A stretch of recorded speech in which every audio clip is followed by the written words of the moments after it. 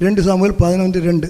ஒரு நாள் சாயங்காலத்தில் தாவீது தன் படுக்கையிலிருந்து எழுந்து அரண்மனை உப்பரிக்கையின் மேல் உலாத்தி கொண்டிருந்தார். அவ்வளோதான். மீதி இருக்கு. நான் என்ன இன்டர்வியூ நம்ம சப்ஜெக்ட் அவ்வளோதான். ஒரு நாள் தாவீது அரண்மனை படுக்கையிலிருந்து எழுந்து அரண்மனை உப்பரிக்கையிலே உலாவி கொண்டிருந்தார். நான் அதை போய் அங்கே படிக்கும்போது திடீர்னு 2-3-4 நாளுக்கு முன்னார் படிக்கும்போது ஏன் திடீர்னு ஒரு எண்ணம் யோசனை வந்து, இவ்வளோ தெளிவாக படுத்திருந்தார், சாயங்காலம் படுத்திருந்தார், எழும்பினார். அந்த உப்பரிக்கைனா நம்ம ஒரு அண்டர்ஸ்டாண்டில் மேலே உள்ள மாடி, அதை மொட்டை மாடி போல் வச்சுங்க, அங்கே ஏன் உலாத்திட்டு இருந்தார், அங்கே உலாத்திட்டு இருந்தார், இவ்வளோ தெளிவாக ஏன் இதை என்ன சொல்லப்பட்டிருக்கு அப்படின்னு எனக்குள்ள ஒரு எண்ணம் வந்து, சரி தாவீது அங்கே ஒரு ஸ்ரீயை பார்த்தார், அழைத்தார்னு எழுதியிருக்கலாமே, அது மேட்ரு, அது சப்ஜெக்ட் அது தானே, ஏன் இதெல்லாம் எழுதப்பட்டிருக்கு? ஏன்னா இனி தாவீதாக மாற போகிறதும் இல்லை, ராஜாவாக மாற போகிறதும் இல்லை, நான் ஒரு உப்பரிக்கையில் நான் லாந்த போகிறதும் இல்லை, இப்படி ஒரு காட்சியை காணும். இப்போ எல்லாம் என்ன பாத்ரூம் செயலாயிட்டு ஒன்றும் பார்க்க போகிறதும் இல்லை, நடக்க போகிறதும் இல்லை. இப்போ இவ்வளோ தெளிவாக இது ஏன் எழுதப்பட்டிருக்கு அப்படின்னு எனக்குள்ள ஒரு யோசனை. நம்ம எல்லோரும் வாசிக்கும் போது பல யோசனை வருமில்ல அப்படின்னு ஒரு யோசனை எனக்குள்ளே வந்து, அப்போ தான் எனக்கு அதை தொட்டு வந்த சில காரியங்களை இன்று உங்களுக்கு முன்னாடி சொல்ல விரும்புகிறேன். அல்லேலூயா, அல்லேலூயா. அந்த பின்னால் இருக்கவங்க ரொம்ப உற்சாகமாக இருக்கணும் பாருங்கள். பின்னால் இருக்கவங்க சத்தம் முன்னால் வரணும். ஏன்னா முன்னால் இருக்கவங்க எப்படி சொல்லுவான்னு தெரியல, பின்னால் உள்ளவங்களுடைய சத்தம் உற்சாகமாக முன்னே வரணும். கர்த்தங்களை ஆசீர்வதிப்பார். இப்போ இதை பார்த்த உடனே உப்பரிக்கையில் உலாவின தாவீது, அல்லேலூயா, வீட்டுக்குள்ளே உலாவுகிற ஒரு சூழ்நிலை, உப்பரிக்கையில் உலாவுகிற ஒரு சூழ்நிலை, இடையில் புதிய ஏற்பாட்டுக்கு அது விழாத்தா மேல் வீட்டிலே உலாவுகிற ஒரு சூழ்நிலை அப்படின்னு இருக்கட்டும். உப்பரிக்கையிலே தாவீது உலாவினான். இன்று உப்பரிக்கையிலே உலாவுகிற அனுபவங்கள் நம்முடைய வாழ்க்கையில் இருக்குதா இல்லையா? இருக்குதா இல்லையா? ஆமாம். பைக்கில் போயிட்டே இருப்போம்னு வச்சுங்களேன். இப்போ பையன்லாம் பைக்கில் போகிறோம்ல, பைக்கில் போயிட்டு இருக்கும்போதே உப்பரிக்கையில் உலாவுகிற அனுபவம் இருக்கா? புரியுதான்னு சொல்கிறது? ஐயாவுக்கு புரிஞ்சிச்சு. வீட்டில் உட்காந்து செலவான பைபிள் தான் திறந்துருக்கும், ஆனால் உப்பரிக்கையில் உலாவுகிற அனுபவங்கள் இருக்கா? சில அம்மா மாதிரிலாம் வீட்டில் சமையல் பண்ணிட்டு இருப்பாங்க, ஒருவேளை அதை காணாது இதை காணாது, மிக்சி கிடையாதுங்க, எங்கள் அம்மா வீட்டில் அது உண்டு இது உண்டு, அப்படி ஒரு உப்பரிக்கையில் உலாகிடுவாங்க. அம்மா வீட்டில் 3 மிக்சி இருக்குது, இங்கே ஒரு வெட்டுக்கத்தி கூட ஒரு கத்தி கூட சரியாக கிடையாது, உப்பரிக்கையிலே உலாகிடுவாங்க. என்ன சொல்லுவாருன்னு புரியுதா? புரியலையா? அப்போ நமக்கு உப்பரிக்கையில் உலாவுகிற அனுபவம் உண்டு. நாம் எந்த உப்பரிக்கையில் உலாவுறோம்? எல்லாருக்கும் ஒரு உப்பரிக்கை உண்டு. எல்லாருக்கும் மேலே வானமும் இருக்குது, எல்லாருக்கும் மேலே வீட்டு கூரையும் இருக்குது, வச்சுக்கிடுவோம். நான் உலாவுகிற அந்த உப்பரிக்கை என்ன? குறிப்பாக 1-2 மட்டும் சொல்கிறேன். தானியேல் 9 அதிகாரம் 20 ஒரு 23 வசனங்களை வாசித்தா, இப்படி நான் சொல்லி ஜெபம் பண்ணி என் பாவத்தையும் என் ஜனமாகிய இஸ்ரவேலின் பாவத்தையும் அறிக்கையிட்டு என் தேவனுடைய பரிசுத்த பர்வதத்துக்காக என் விண்ணப்பத்தை என் தேவனாகிய கர்த்தருக்கு முன்பாக செலுத்திக் கொண்டிருந்தேன். போதும். அவர் என்ன செய்கிறாரு? அவர் அங்கே அவருக்கு அரண்மனையில் இருக்கிறார், பெரிய வீடாக இருக்கும் அவருக்கு. அங்கே இருந்து அவருடைய உப்பரிக்கையில் என்ன ஓடுறதுன்னா, அவர் ஜெபம் பண்ணி கொண்டிருக்கிறார். அல்லேலூயா, ஜெபம் பண்ணி கொண்டிருக்கிறார். அவர் உலாவுகிற உப்பரிக்கை ஜெபம், அவர் உலாவுகிற உப்பரிக்கை உபவாசமும் ஜெபமும் அவர் உலாவுகிற உப்பரிக்கையாக இருந்தது. அது தேவனோடு அவரை தொடர்பு படுத்துகிறதாக இருந்தது. தாவீது எழும்பி அந்த உப்பரிக்கையிலே உலாவினார். அவருடைய கண்கள் அந்த உலகத்தை சுற்றி பார்த்தது. அப்போ சத்துரு தேவையில்லாத உலகத்தை பார்த்தா சத்துரு காட்டுவான். இவங்க உப்பரிக்கை ஜபந்தான். வேலை முடிஞ்சுனா ஜபம், காரியம் முடிஞ்சுனா ஜபம். அந்த ஜபம் உபவாசம் என்ற உப்பரிக்கையில் உலாவுகிறவனாய் இந்த தானியேல் காணப்பட்டான். அல்லேலூயா. ஆகினால் அவனுக்கு தேவனோடுள்ள தொடர்பு அதிகமாக இருந்தது. அங்கே அடுத்த வசனம் வாசிக்கப்படுது. அப்படியே நான் ஜெபம் பண்ணி கொண்டிருக்கும் போதே முதல் தரிசனத்திலே நான் கண்ட புருஷனாகிய காபிரியேல் வேகமாய் பறந்து வந்து அந்திபலியின் நேரமாகிய வேளையிலே என்னை தொட்டான். ரைட். காபிரியேல் எப்படி வந்தாரா? வேகமாய் பறந்து வந்து உபவாசம் பண்ணி ஜெபம் பண்றாங்க.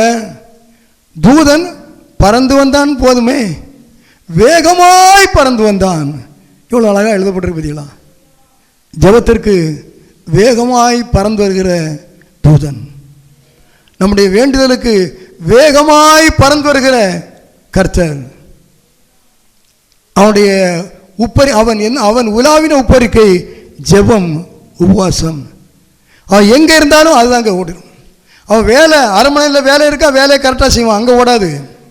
வேலை முடிஞ்சா அங்கே பார்ட்டி இருக்கும், அது இருக்கும், இது இருக்கும். ராஜா அரண்மனை இல்லை, ஆனால் அவனுக்கு அதில் இது ராஜாங்க பார்ட்டியில் உப்பரிக்க. இப்போ நம்ம ஆட்கள்லாம் ஒரு வாய்ப்பு வெளியே அப்படி கிடச்சுன்னா அதை சொல்லிடுவோம், எனக்கு அங்கே போகணும் இங்கே போகணும். கலெக்டர் கூப்பிட்ருக்காரு, என்ன இப்போ அவர் என்ன இது நம்ம இது முதல் மந்திரி கூப்பிட்ருக்காரு, தலைவர் கூப்பிட்ருக்காரு. அது பெருசாக அங்கே போனால் ஒரு சும்மா கூப்பிட்ருக்கான், யாரா சொல்லியிருப்பான். அதை பெருசாக சொல்லி என்ன கூப்பிட்ருக்கான்னு சொல்லிட்டே போயிடுவோம் நாம். இவர் அப்படி இல்லைங்க, இவங்க அப்படி இல்லை. வேலையை கரெக்டாக செய்வாங்க, மீதி அவர் தேவனுடைய சமூகத்தில் இருப்பாங்க. அதுதான் அவங்களுடைய உப்பரிக்கையில் உலாவுவாங்க. இவங்களுடைய உப்பரிக்கை தான் ஜெபம், வேதம் வாசிப்பு, இது உபவாசம், அதுதான் உப்பரிப்பு.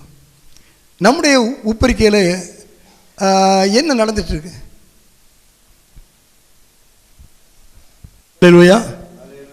நம்முடைய உப்பரிக்கையில் என்ன நடந்து கொண்டிருக்கிறது? நான் உப்பரிக்கையில் என்ன செய்து கொண்டிருக்கிறோம்? வாழ்க்கையில் நாம் என்ன செய்கிறோம் என்பது உலகத்திற்கு தெரியும். உப்பரிக்கையில் நாம் என்ன செய்கிறோம் என்பது யாருக்கும் தெரியாது. யாருக்கும் தெரியாது என்று நீங்கள் இருக்க வேண்டாம், இந்த ஆண்டவருக்கு நன்றாய் தெரியும். ஹல்லேலூயா. மனுஷன் அடுத்தவனை பற்றி இல்லாததே சொல்லி அவன் பிரச்சனை பண்ணுவான், அவனை கேவலப்படுத்துவான். ஆண்டவர் உண்மையை கூட வெளிப்படுத்தி கேவலப்படுத்த மாட்டார். ஹல்லேலூயா. அப்போ உப்பரிக்கையில் நாம் என்ன உலாவிக் கொண்டிருக்கிறோம்? மிக சிந்திக்க வேண்டிய பகுதி. உங்கள் வாழ்க்கையின் நினைவு பகுதிகளை நீங்கள் எப்படி செலவு பண்ணுறீங்க, என்ன செய்கிறீங்க? வீட்டில் இப்போ பிள்ளைகள் ஏதாவது ஒன்று சொன்னால், டேய் அச்சியாடா சும்மா சொல்லுவாங்கல்ல, ஒரு தேவையில்லாத ஒரு காரியம், அதை அங்கே வை, தொடாத. நான் என்ன சொன்னேன்? கூட்டு சொன்னல, கூட்டு சொல்லுவாங்க இல்லை. உப்பரிக்கையில் ஏதாவது இது பண்ணிட்டு இருந்தா யாருக்கா தெரியுமா? பிள்ளை பைபிள் படிச்சுட்டு இருக்கான் அப்படின்னு நினைப்போம், உப்பரிக்கையில் வேற ஓடிட்டுருக்கு. செல்லை இப்போ வாத்தியார் இப்போ பாடம் இல்லை, இப்போ செல் எடுக்கான்னு நினைக்கிறேன். செல்லில் பாடம் படிச்சிருக்கான், நல்லா படிக்க 24 மணிக்கு நேரம் படிக்கான். முன்னே படிக்க மாட்டான், இந்த செல்லை பாடம் படிக்க சொன்ன வரும் 24 மணிக்கு நேரம் பாடம் தான் படிக்கான். உப்பரிக்கையில் உலாவுறது இருக்கிறது, செல்லு சொல்கிறது பாடம், உலாவுறது உப்பரிக்கை, யாருக்கும் தெரியாது, அவருக்கு தான் படித்தோம். அப்படியெல்லாம் இருக்கா? பிரியமான வாலிப பிள்ளைகளை விஷயம் உங்களுக்கு சொல்கிறேன், மிகுந்த ஜாக்கிரதையாக இருங்க, மிகுந்த ஜாக்கிரதையாக இருங்க. உலகத்தில் எதுவுமே சாஸ்வதம் கிடையாதுங்க. உலகத்தில் நீங்கள் நிச்சயம் நிரந்தரம் என்று சொல்லுகிற எதுவுமே நிரந்தரம் இல்லை. எல்லாம் உங்களை வஞ்சிக்கும். You will be cheated by everything in this world, no doubt. உங்களுக்காக ஒரு சின்ன துரும்பு காரியத்தை கூட உங்கள் நண்பர்கள் செய்ய மாட்டாங்க, உலகம் செய்யாது. ஆனால் தேவன் தம்முடைய குமாரனை உங்களுக்காக தந்தார். இயேசு தன்னுடைய ஜீவனை உங்களுக்காக விட்டிருக்கிறார். நான் நிச்சயமாக நம்புவேன், இயேசு கிறிஸ்து சிலுவையில் ஜீவனை விடும்போது என்னுடைய முகத்தை அவர் கண்டிருப்பார் அப்படின்னு நினைப்பேன். நான் வேத ஆதாரம்லாம் உண்டோ இல்லை தெரியாது, எல்லாம் இருக்கும். உங்கள் ஒவ்வொருடைய முகத்தையும் கண்டிருப்பார். நாம் என்ன செய்து கொண்டிருக்கிறோம் அந்நேரம் ஒன்று அவர் பார்த்துருப்பார். ஆவலோட எல்லாரும் பரியாசம் பண்ணுறாங்க என்ன. அல்லேலூயா. எல்லாரும் காயப்படுத்தி பரியாசம் பண்ணுறான். எனக்காக பரிதாபப்படுறேன் யாராவது உண்டாங்க? ஒரு முகமாக தேடி இருப்பாருங்க. நான் பிறக்கும் முன்னே அவர் அறிந்திருக்கிறாரே, அவர் நம்ம வாழ்க்கையின் முடிவர் அவருக்கு தெரிந்திருக்குமே. இந்த நாள் கூட அவருடைய இறப்புக்கு சாட்சியாக, அவருடைய உயிர்த்தெழுதலுக்கு சாட்சியாக நான் இருக்க மாட்டேனோ, நம்ம ஒருவர் இருக்க மாட்டோமோ என்று தேடுகிறார் என்பதில் சந்தேகமில்லை. நான் இதை நம்புகிறேன். அல்லேலூயா. இந்த நம்பிக்கை இல்லைன்னா செயல்பட முடியாதுங்க. நிச்சயமாக சொல்கிறேன். இந்த நம்பிக்கை இல்லைன்னா கிறிஸ்துவனை நான் சொல்லி நான் இந்த உலகத்தில் வாழலாம். ஐ cannot live in Christ. உலகத்தில் வாழலாம், நான் கிறிஸ்துவன் சொல்லி கிறிஸ்துக்குள்ளே நீங்கள் வாழ முடியாது. ஆழமாக சொல்கிறேன், ஞானமாக புரிஞ்சுங்க. அல்லேலூயா. ஆகவே அந்த தானியேல் ஜெபம் உபவாசம், அந்த உப்பரிக்கை அதுதான் அவன் உலாவுகிற உப்பரிக்கை. சிலருக்கு உப்பரிக்கை என்னென்னா நண்பர்கிட்ட போயிடுறது. நண்பர் ஃப்ரெண்ட்ஸ்கிட்ட போய் 4 காரியங்களை பேசி, ஏதோ பெரிய லீடர் மாதிரி ஹீரோ மாதிரி பேசி, ஞானி மாதிரி பேசி, எல்லோரும் மாறி மாறி சொல்கிறத ரொம்ப அப்ரிஷியேட் பண்ணுவாங்க. எல்லோரும் பேசுறது முட்டாள்தனம் தான் தெரியும். எங்கள் அனுபவத்தில் சொல்கிறேன், உங்களை சொல்லலை. ஆனால் ஒருவனும் சொல்ல மாட்டான் தப்புன்னு. ஏன்னா தப்புன்னு சொன்னால் அவனும் சொல்லுவான். இல்லை, அவங்கவுங்க சொல்லுது அப்படியான்னு கேட்டு அப்ரிஷியேட் பண்ணிடுவாங்க. உப்பரிக்கை நம்முடைய வாழ்க்கையில் உள்ள உப்பரிக்கை என்ன? அல்லேலூயா. ஜெபமும் உபவாசமும் தானியோடைய வாழ்க்கையின் தானே உலாவுகிற உப்பரிக்கையாக இருந்தது. ஸ்தோத்திரம். நம்முடைய வாழ்க்கையிலும் கர்த்தர் அப்படிப்பட்ட கிருபைகளையும் தருவாராக. எஸ்தர் எடுத்துடுங்க. எஸ்தர்னு நம்ம அடிக்கடி பல சூழ்நிலை சொல்கிறோம்ல. அந்த எஸ்தரில் படிக்க வேண்டிய நிறைய விஷயம், நல்ல விஷயம் இருக்குங்க. எஸ்தர் அம்மா ஒரு தாய் இல்லாத பிள்ளை, தாப்பன் இல்லாத பிள்ளை, சித்தப்பட்ட வாழ்ந்துட்டுருக்கா, சித்தப்பா பெரியப்பான்னு தெரியல வாழ்ந்துட்டுருக்கா. அவ்வளோ பெரிய ஏதாவது கம்ப்ளைண்ட் வந்திருக்கா? தீனால் தேசத்தை சுற்றி பார்க்க போனாள். அவனுக்கு அப்பா உண்டு, அம்மா உண்டு, 11 சகோதரர் உண்டு, 12 உண்டு, எல்லாம் உண்டு. ஆனால் தேசத்தை சுற்றி பார்க்க போனாள். இவளுக்கு யாரும் இல்லை, ஆனால் எதையும் சுற்றி பார்க்க போகல. வீட்டில் இருந்தா. பெற்றோர்கள் சித்தப்பனுடைய சொற்கேட்டு வாழ்ந்தாள். அல்லேலூயா. அவன் அப்போ எந்த உப்பரிக்கையில் உலாவி இருப்பான்? அவனுக்கு எனக்கு ஒரு யோசனை. அவளுக்கு உப்பரிக்கைக்கு நிறைய நேரம் இருந்திருக்கும். ஏன்னா வீட்டில் யாரும் இல்லையே வேற. ஆனால் அவள் சித்தப்பனுக்கு சொல் கேட்டு வாழ்கிறான்னா, அவள் எந்த உப்பரிக்கையில் வாழ்ந்துருப்பான்னா, அன்றைக்குள்ள பிரமாணம் இருக்குல்ல, மோசையின் பிரமாணம், அந்த பிரமாணங்கள் தான் வாழ்ந்திருப்பான். பெற்றோருக்கு செவியோடு, பெற்றோருடைய கட்டளை மீறாத, இப்படி இரு, அந்த நியாயப்பிரமாணத்தின் அந்த உப்பரிக்கையில் அவள் நிச்சயமாக உலாவி இருப்பாள். ஆயினால்தான் சொற்கேட்டு நடந்தாள். அதில் இன்னொரு வசனம் அழகாக வரும். அவள் சின்ன பிள்ளை மிருதகாயிட்டு எப்படி சொற்கேட்டு நடந்தாளோ, அதுபோல் ராணி ஆனவரும் அந்தந்த விஷயங்களில் மிருதகாய்க்கு சொற்கேட்டு நடத்திருக்கான். நம்ம ஸ்தானம் மாறிச்சுன்னா வந்து முடிஞ்சு போச்சே. ஆளை பார்த்தாலே தெரியாது இல்லையா? அங்கே உங்களை சொல்லலை, உலகத்தில் சொல்கிறேன். ஆளை பார்த்தாலும் தெரியாது. காலேஜ் முடிவு வர நீ தாண்டானா நான் தாண்டா, நீ ஒரு வித்தியாசமாக ஜாப் கிடச்சிட்டான். யாரு? ஓ, அவ்வளோதான். உப்பரிக்கைகள். அந்த ஸ்தானம் மாறினதும் அவருடைய உப்பரிக்கையின் சில காரியங்கள் மாறல. என் சித்தப்பா, என்னை வளர்த்த சித்தப்பா, என்னை வளர்த்தவர், அவருக்கு சொல்ல நான் கேட்டு நடந்தேன். இன்றைக்கும் அவருக்கு சொல்ல நான் கேட்குறேன். இதில் என்ன விஷயம் தெரியுமா?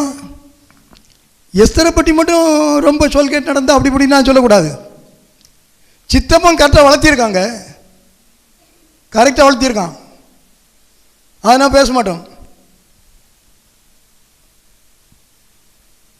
சித்தப்பன் கரெக்டாக வளர்த்திருக்கான். நமக்கு அந்த ஏரியாவே தெரியாது. அல்லேலூயா. எத்தனை சொன்னாலும் பிரயோஜனம் இல்லை. பஸ் நீங்கள் ஏன் இதெல்லாம் சொல்கிறீங்கன்னு யாரா நினைக்கிறீங்களா எனக்கு தெரியல. அதுதான் உண்மைங்க. நாம் செய்ய வேண்டியதை நாம் செய்ய மாட்டோம். மற்றவங்க எதை செய்யலையோ அதை சொல்லுவோங்க. அப்படி நம்ம திருப்திப்படுத்திடுறோம். பிள்ளைகளை வளர்க்க வேண்டிய விதத்தில் நடத்து. அப்பொழுது முதிர் வயதிலும் அதை கைவிட மாட்டாங்க. பிள்ளைகளுக்கு தேவையானதை செய். பிள்ளை கேட்டதெல்லாம் விரும்புறதெல்லாம் செய்யாத. அல்லேலூயா. பிள்ளைகளை கரெக்டாக நடத்துவாங்க. இன்றைக்கு பொதுவான எங்கள் இடத்துலலாம் அப்படி கிடையாது.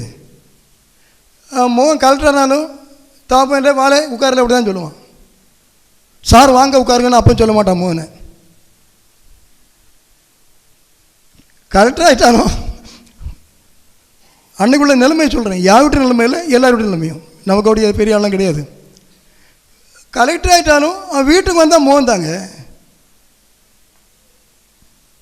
அவன் நாட்டுக்கு கலெக்டர், வீட்டுக்கு மோகன். இன்றைக்கி நம்ம வீட்டுக்கே கலெக்டர் ஆக்கிறவங்க.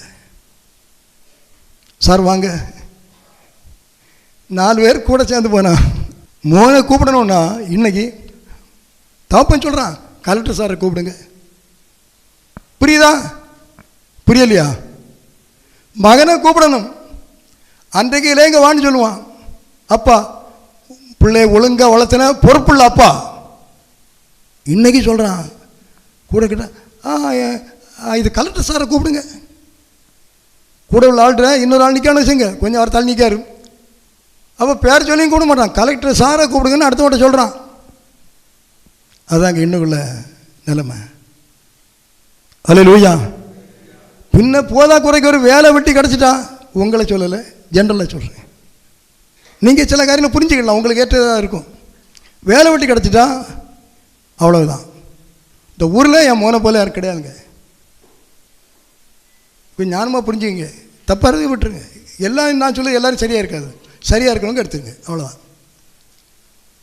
வேலை கிடச்சிட்டு நான் கேட்டிருக்கேன் சிலர்கிட்ட, பையன்கிட்ட சம்பளம் ஒன்று கட்டிக்கலாம். நான் அதெல்லாம் கேட்க மாட்டேன். அதெல்லாம் பார்த்துக்குவேன். நம்ம அதிலெல்லாம் தேடக்கூடாது. என்னடா இது, எல்லோரும் பிள்ளைகளுக்கு தான் புத்தி கேட்டு போகணும்னு சொல்லுவாங்க. இது பெற்றோருக்கு புத்தி கேட்டு போச்சுங்க. பெற்று வளர்த்து படித்தாளாக்கி வேலைக்கு விட்ட போது சம்பளம் என்னன்னு கேட்க மாட்டாங்க, என்ன செய்யான்னு கேட்க மாட்டாங்க. எப்படிங்க பிள்ளைகள் உருப்படுவாங்க? அதனால் ஒரு ஆளை நம்ம ஊழிய அனுபவத்தில் கண்டேன். ஆம்பளை சிங்கம். அவர் இப்போ இங்கே இல்லை. அதான் பார்த்து இங்கே இருக்க வேண்டாம் போயிட்டாரா தெரியல. அந்த குடும்பத்துக்கு 2 ஆம்பளை பிள்ளைகள் உண்டு. அதில் ஒருத்தன் மெடிக்கல் சைடில் ஒன்று படித்தான், இன்னொருத்தன் இன்ஜினியரிங் படித்து போனான். இது ஒரு 10 வருஷம் கிட்டே இருக்குன்னு நினைக்கிறேன். அப்போ அவனுக்கு சம்பளம் முதல்ல ஒரு கம்பெனியில் கிடச்சிது. 35 ரூபா 37 ரூபா சொன்னார். அவர் என்ன சொன்னார் தெரியுமா? உனக்கு வேண்டிய நீ வச்சுக்கிடணும், எனக்கு மாதம் 19,000 ரூபா அனுப்பிடணும். எனக்கு மாதம் எவ்வளோ அனுப்பணும் சொல்ல மாட்டீங்களே? உண்மைங்க, 19,000 ரூபா எனக்கு அனுப்பிடணும் வீட்டுக்கு. மீதியில் உள்ள நீ செலவு போக சேமித்து வச்சுக்கணும். மெட்ராஸில் இருந்தாலும் அது ஆம்பளைங்க. யாரும் செய்யலைன்னா செய்யுங்க. பிள்ளைகளுக்கு காரியங்களை கேளுங்க. சம்பளம் என்னன்னு கேளுங்க, என்ன சேர்த்து வைக்கான்னு கேளுங்க. கல்யாணம் வரை கரெக்டாக கேளுங்க. அல்ல காசை வாங்கி அவனும் பேங்கில் போட்டு வைங்க. சில சூழ்நிலைக்கு சொல்கிறேன். சிலவங்க ஒரு மூட்டை வாங்கி அடுத்த மூட்டை, அந்த மாதிரி கோமளி தினம் செய்யாதுங்க. அடுத்து முக்கியமான காரியம் என்னென்னா, அவங்களுடைய ஃபைனான்ஸ் டீலிங்ஸை மானிட்டர் பண்ணுங்க. என்ன பண்ணுறான், எது பண்ணுறான், பேங்க் அக்கௌண்ட் அதை பாருங்கள். ஒரு 2.5 லட்சம் ரூபா எடுத்துருக்கா, எதுக்குன்னு கேளுங்க. எனக்கு இது சித்தப்பனுக்கு மோகம் கேட்டான், யார்கிட்ட கேட்டில் கொடுத்தேன், போய் வாங்கிட்டு வா, செய்யுங்க. பணத்தில் நீங்கள் லூஸ் ஆகிட்டீங்கன்னா உங்கள் பிள்ளைகளை பாவத்துக்கு நீங்கள் அவிழ்த்து விடுறீங்கன்னு அர்த்தங்க. நல்லா புரிஞ்சுடுங்க. அதனால் கிசுமித்தனம் பண்ணணும் அப்படி சொல்லலை. செய்ய வேண்டியதை பிள்ளைகள் பெற்றோர்கிட்ட கேட்டு செய்யுங்க. என் ஃப்ரெண்டு கொடுத்தேன், எனக்கு இது பக்கத்து வீட்டில் கேட்டாங்க, அந்த கதையில் அப்பாட்ட கேட்டு கொடு, அம்மாட்ட கேட்டு செய், அப்பாட்ட கேட்டு செய். சம்பளம் வாங்கினா முதல்ல அப்பாட்ட கொடு, அம்மாட்ட கொடு. சம்பளம் வாங்கி அப்படியே பொண்டாட்டி கொடுத்தீங்கன்னா வர பொண்டாட்டி மொட்டை அடிச்சிருவா எல்லாத்தையும். சொல்லி சரியாக புரிஞ்சிடுங்க. நீங்கள் சரியில்லாம் புரியாதுங்க. கொஞ்சம் பொண்டாட்டி தான் கொடுக்கணும், அது வேறு விஷயம் இருக்குன்னு சொல்லுவேன். பொதுவாக சொல்கிறேன் நான், ஜாக்கிரதையாக இருங்க, பெற்றோர் ஜாக்கிரதையாக இருங்க. ஃபைனான்ஸில் கண்ட்ரோல் பண்ணுங்க. அவங்க செய்கிறேன் ஏதாவது செய்கிறான்னு இன்வெஸ்ட் பண்ணுறாங்களா கேளுங்க, என்ன செய்வான்னு கேட்டு நீங்கள் வளர்த்துங்க. இல்லைன்னா பிள்ளைகள் அவங்க கண்ட்ரோல்ட்டு போயிடுவாங்க. பிள்ளைகள் உங்கள் கண்ட்ரோல்ட்டு போக மாட்டாங்க, நீங்களே பிள்ளைகளை என்ன வெளியே விட்டுருவீங்க. பயம் போயிடும். பெற்றோர்களோட வேலை என்ன? பிள்ளைகளுக்கு பணிவிட செய்வதா? கிடையாதுங்க. பிள்ளைகள் தான் பெற்றோருக்கு பணிவிட செய்யணும். அதில் லூயா. அவங்க இது பணக்காரராக இருந்தாலும் சரி, ஏழையாக இருந்தாலும் சரி, கலெக்டராக இருந்தாலும் சரி, ஆஃபீஸ் அட்டெண்டராக இருந்தாலும் சரி, பிள்ளைகள் தான் பெற்றோருக்கு பணிவிட செய்யணும். காலம் மாறலாங்க, ஆனால் காரியங்கள் மாறாது, கர்த்தருடைய நியமங்கள் மாறாது. இல்லை இந்த காலத்தில் எல்லாம் ஒத்து வராங்க, அது அவரே சொல்வார், பாச சொல்வார், அவருக்கு என்ன தெரியும்? அது நியாயம்தான், தப்பு கிடையாது. இந்த காலம் எல்லாம் அது அந்த காலம். சூரியன் கிழக்க உதிச்சு மேற்கு அடிக்கிறது அந்த காலங்க. இப்போ பாருங்க, மேற்கில் உதிக்குது சூரியன், இடைக்கடை வராமல் இருக்குது.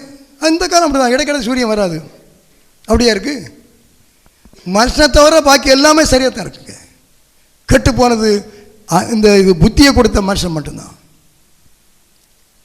அவருடைய வருகையின் காலம் ரொம்ப சமீபம், ரொம்ப சமீபம். அதனால தான் நான் இதெல்லாம் பேசுகிறேன். ஜாக்கிரதை, அன்றைக்கி உங்களுடைய ஆத்மங்களை காத்துக்கொள்ளுங்க, குடும்பத்தை காத்துக்கொள்ளுங்க. ஸ்தோத்திரம். அடுத்து இவன் பாச சொல்கிறது சரிதான். என்னென்னா ரொம்ப நல்ல பக்தி விருத்தியாக இருக்க குடும்பங்களுக்கு சரிதான், ஆவிக்குரிய குடும்பங்களுக்கு. நம்மளாம் கொஞ்சம் முள்ள நிற்காதுல்ல, நமக்கு ஒத்து வராதில்ல. நம்ம இன்னும் ஞானம் எடுக்கலை, அபிஷேகம் பெறலை, நமக்கு சரிப்பட்டு வராதில்ல அப்படின்னு சிலவங்க நினைக்கலாம். அவங்க இந்த அப்போஸ்தலர் 10ஆம் இடத்துக்கு வாங்க. அங்கே ஒரு ஐயா இருக்கார். யார்? கொர்நேலியு. அவர் ரோமன், வித்தியாசமான ஆள். அவரே என்ன செய்தாரா, கிட்டே விடாமல் தேவன் நோக்கி ஜெபம் பண்ணி கொண்டிருந்தார். அவர் உலாவுனது ஜெபம், அவருக்கு அந்த எனது உப்பரிக்கை அது ஜெபம். அவர் யூதர் கிடையாது, இயேசு ரொம்ப தெரியாது. ஆனாலும் ஒரு தெய்வீக உணர்வுள்ள மனிதனாக அவர் காணப்பட்டார். அப்படின்னு அதுக்கு அர்த்தம் என்ன? தேவன் சுத்த இருதயம் உள்ளவருக்கு தேவன் நல்லவராகவே இருக்கிறார். நான் உனக்கு என்ன வெளிப்படுத்த மாட்டேன், சொல்லவே மாட்டார். அவர் இரவும் பகலாய் தேவன் நோக்கி விண்ணப்பம் பண்ணுகிறவனாக இருந்தான் கொர்நேலியு. ஆனால் நான் இன்னும் ஒழுங்காக ஜர்சிக்கு போகிறேன். எந்த அனுபவமாக இருக்கட்டுங்க, you can reach our God. நீங்கள் தேவனை சேர முடியும். ஆண்டவர் ஆள் பார்த்துங்க வாங்கவான்னு சொல்லலை, யாராகிலும் உண்டால் பார்க்குறாருங்க. யார் நீங்கள் நான் தேவனை விட்டு தூரமாக இருக்கணும்னு நினைக்கிறீங்களோ உங்களை தான் நிச்சயமாக தேடுறாரு. நான் சத்தியமாக சொல்லுவேன். யார் ரொம்ப கெட்டு போயிட்டு நினைக்கிறீங்களோ உங்களை தான் நிச்சயமாக தேடுறாருங்க, சந்தேகம் கிடையாது. பைபிள் அப்படி தான் சொல்லுதுங்க. நீதிமான அல்ல, பாவிகளை ரட்சிக்க உலகத்தில் கிறிஸ்து வந்தார். அல்லேலூயா. அவர் தாங்க ஆண்டவர், அவர் தாங்க ஆண்டவர், அவர் தான் தெய்வம், மற்றெல்லாம் மனுஷன். நீதிமான அப்படி இப்படி நிற்கிறவன் மனுஷங்க, நீதிமான்களை இல்லை. எல்லாரும் நீதிமான் ஆக்கும்படி வந்தார். அந்த வார்த்தையில் வித்தியாசம் இருக்கு கொஞ்சம், அதை போலக்கல.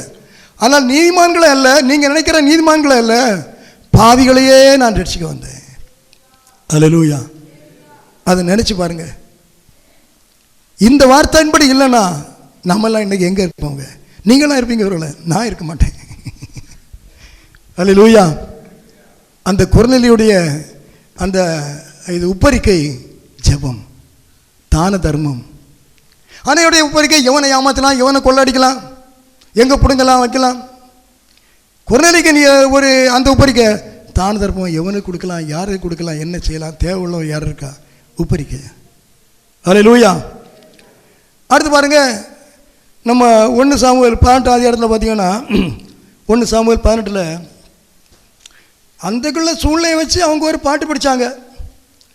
என்ன பாட்டுனா, தாவீது சவுலுக்கு 1000 தாவீதுக்கு அவ்வளோதான், போச்சடா, விஷயமே முடிஞ்சு போச்சு, விஷயமே முடிஞ்சு போச்சு. 18ஆம் அதிகாரம் 8லேருந்து 10 வாசிங்க. அந்த வார்த்தை சவுலுக்கு விசனமாய் இருந்தது. அவன் மிகுந்த எரிச்சல் அடைந்து, தாவீதுக்கு 10,000 எனக்கோ 1000 கொடுத்தார்கள், இன்னும் ராஜாங்கம் மாத்திரம் அவனுக்கு குறைவாய் இருக்கிறது என்று சொல்லி அந்நாள் முதற்கொண்டு சவுல் தாவீதை காய்மகாரமாய் பார்த்தான். அந்நாள் முதற்கொண்டு காய்மகாரமாய் பார்த்தான். அந்நாள் முதற்கொண்டு அவன் தாவீதின் மேல் ஒரு பொறாமை காய்மகாரம் அந்த உப்பரிக்கையிலே உலாவிக் கொண்டிருந்தான். புரியுதா? அல்லேலூயா. அந்த உப்பரிக்கையில் உலாவுக்கு சவுலுக்கு ரொம்ப ஆர்வமாக எடுத்திருக்கும். ஆமாம், நான் ராஜாவாக இருக்கிறேன், அவன் சின்ன பையலாக இருக்கிறான், வரட்டும், அவனை போட்டு தள்ளிடுறேன், பார்த்துக்கிடுவோம். அடுத்து இவனை எப்படியெல்லாம் பார்க்கலாம், இப்படியெல்லாம் பாடினாங்க எல்லா ஆட்கள், இவங்களை நேரம் மாற்றி பாட வைக்கலாம். இப்படியே உப்பரில் என்னெல்லாமோ நினச்சிட்டே உப்பரிக்கையில் ராத்திரி நடப்பான். தேவையில்லாததும் நடக்காததும் நாட்டுக்கு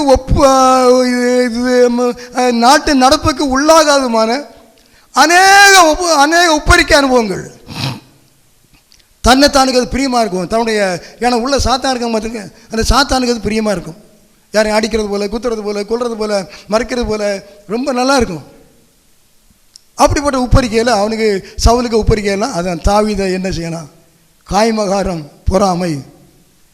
அடுத்து அந்த உப்பரிக்கையில் ரொம்ப நடத்தினா உப்பரிக்கையின் அந்த அனுபவங்கள் ஒருவனை செயல்பட வைக்கும்.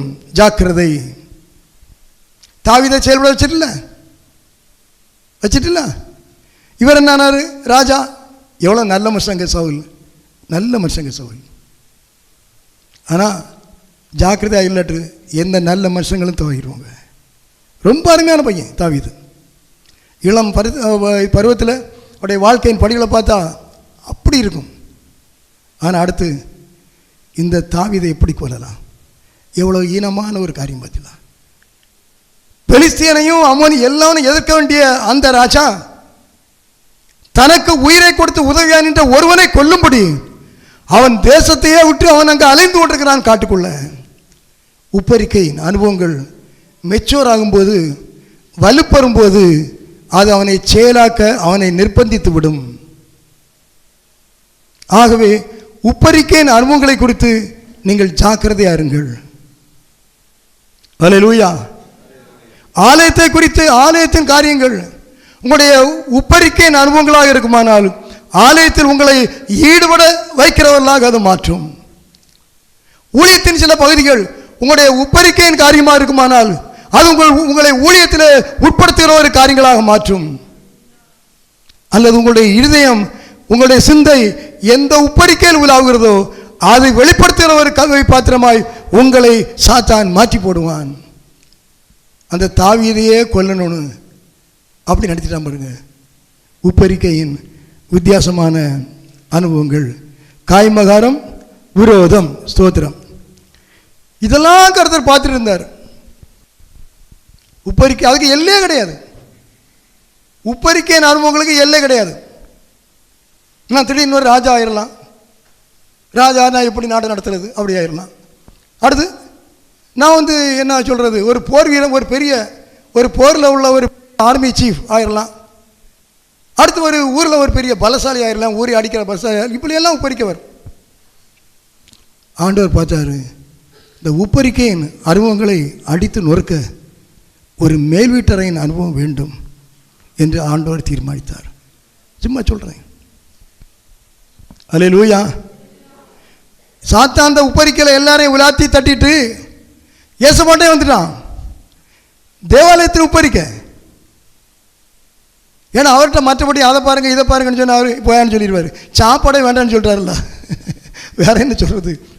அவன் நீங்கள் மேலே வாங்க, உங்களை பெரிய ஆளாக்கிடலாம். பெரிய ஆளாகத்தானே வந்தீங்க, நீங்கள் தெய்வம் தானே. ஆட்களை தேடி தேடி பரிசு மட்டும் போகிறீங்கல்ல, ஒருவேளை வரமாட்டேங்கிறான்ல. அற்புதம் நான் வரேன், பரிசு நான் வரமாட்டேங்கிறான். நீங்கள் இந்த அற்புதத்தை செய்யுங்க, எல்லாரும் வந்துடுவான். உப்பரிக்கையில் கொண்டு அப்படியே சாடுங்க. உங்கள் வசனத்தின்படி, நான் சொல்கிறது நடக்க வேண்டாம், உங்கள் வசனத்தின்படி இது நடக்கும்.